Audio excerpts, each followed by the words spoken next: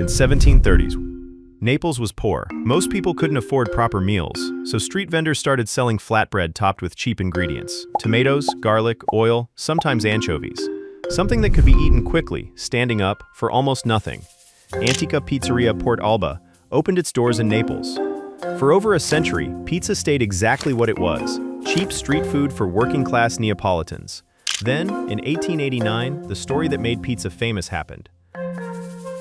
I'm tired of all this fancy French food. Bring me whatever the local people actually eat. Your Majesty, I have just the thing. Esposito supposedly made her a pizza with tomato, mozzarella, and basil.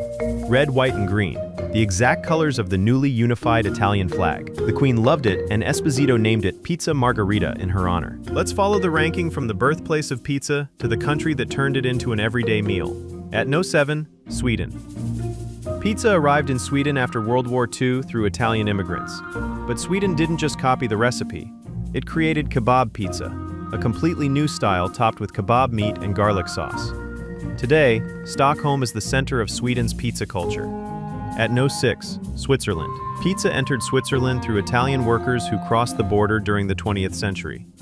Because of its close connection to Italy, traditional pizza spread quickly. Today, Zurich records the country's highest pizza sales. Unlike Sweden, Switzerland stayed closer to classic Italian recipes. But now it's time to return to the country where everything began. At number 5, Italy. This is the birthplace of modern pizza. Naples. More than 300 years ago, pizza was cheap street food. Today, Italy produces billions of pizzas every year, and Naples remains the heart of traditional pizza making. The world-famous Margherita pizza became Italy's greatest gift to global food culture. But another country transformed pizza from a local tradition into an international business. Let's cross the Atlantic.